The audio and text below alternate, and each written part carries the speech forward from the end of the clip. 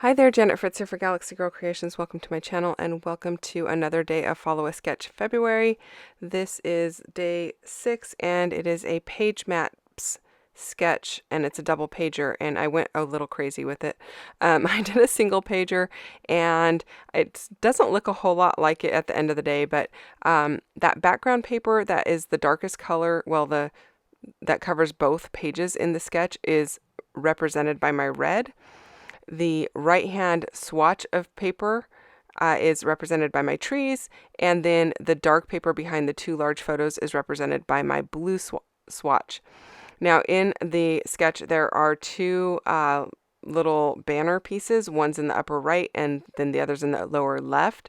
I am reversing those, and I'm using tags. And I have more photos. Well, I don't have more photos than the sketch has, but I have more photos on a single page than the sketch has. So I had to kind of go with a grid design instead and do something a little bit different.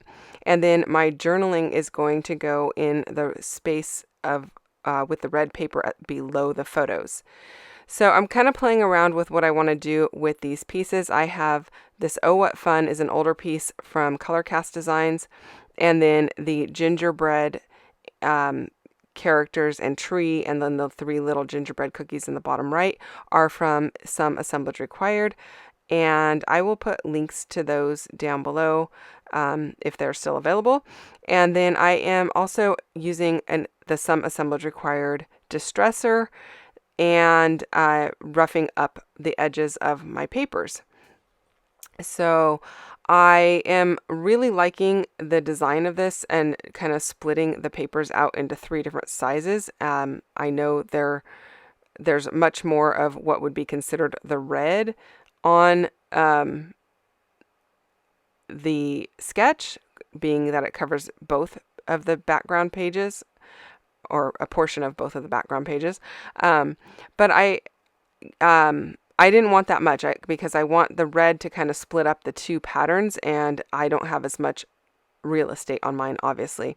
I am inking up the edges of my papers with this brown ink. I was going to use the gingerbread ink from Catherine Pooler, but it was not the right color. So I borrowed an ink from a friend, and I don't know if I show you guys what color of ink it is, but it is from a friend and it's an older ink pad. I don't even know that it's still available. So I appreciate that I was able to borrow it because I was at a retreat while I was working on this. And so I didn't have all access to all of my supplies. It really is nice to have good scrappy friends, you guys, when you can borrow stuff from them. Okay, I'm just aligning my papers. While I go ahead and put my papers down, I wanted to remind you that this is Follow a Sketch February. There is a playlist link down below for you, so you can go and check out all of the people who have been playing along for February so far. I know Sandy's got a video every day. I mean, she's got a video every day for the last 4 years, you guys, so congratulations to Sandy on that. Go and give her a little bit of love, but you'll find links to all of the other videos that have been put up for the series in that link. So that was it looked like a powder puff chalk ink, in case that's of interest to you. Now I got my 2 tags here. My white tag is going to have the title on it. The blue tag is going to have that photo situated on it, and I really like how that looks. It brings the blue across to the other page. And I believe both of those papers are, I was going to say both of them are Pink Fresh, but I'm not 100% sure that tree one is. So I'm not even going to say what paper it is, but they've been in my stash for a long time, so I don't even know if they're available anymore. I am kind of flattening out where my photos lay across the area that I roughed up, just because I didn't want to have to use dimensional glue underneath my photos, so I just kind of used the back of my nail to kind of rub it back down. But I like the roughed up edges showing on the outside of my photos. I'm just using some glue dots or Zotz Bling to go ahead and adhere my title down. And then I used a little bit of liquid glue to kind of just reinforce everything. And I think that's a super cute acrylic piece. It is old also. It's from over a year ago. So it's not available, I'm sure. But these little gingerbread guys might be available. So I'll put that link, like I said, down below for you as well. And same with the distress tool, which is currently out of stock, but I know she's planning to put some in this shop before too long, you guys. Maybe after our cruise. So anyway, put your name in the little box that says tell me when they're in stock, and you'll get a notification as soon as she puts them in stock. But they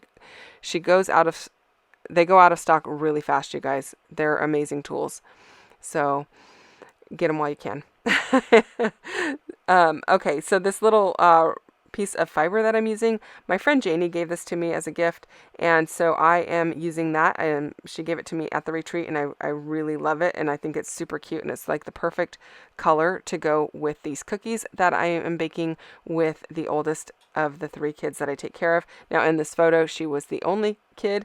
Actually her baby sister might have been just born, but yeah, she was the only one pretty much old enough to bake cookies at that time. I would have to go back and look and see what date the photo is on there. I don't have that in front of me.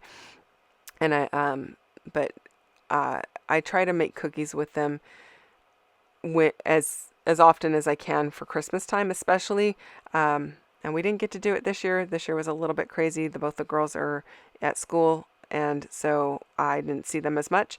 But before they go to school, I usually try to make cookies with them for Christmas time so that they can have cookies to leave out for Santa that they made themselves. So I think it's really cute. It also allows me to bring home some cookies as well, and not as many as I would make if I were baking them at home by myself. So that's always a bonus because it's less that my family's going to eat. Anyway, that is pretty much it for this layout, you guys. I'm just, to tie off that fiber, I just used a little bit of this linen twine. I think it's from Close to My Heart, possibly.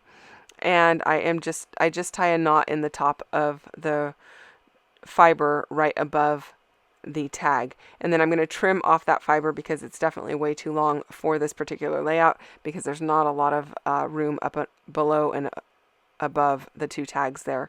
That is it.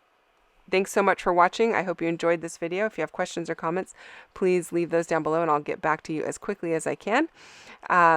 Don't forget to check out everyone else who is playing along, and I will be back again on Friday with another Mixed Media Mayhem layout. Don't know that I'll be able to sneak one in before then, but we will see. Thank you so much for watching. Hit the thumbs up if you enjoyed this video, and don't forget to hit subscribe if you're not already subscribed. See you soon. Bye-bye.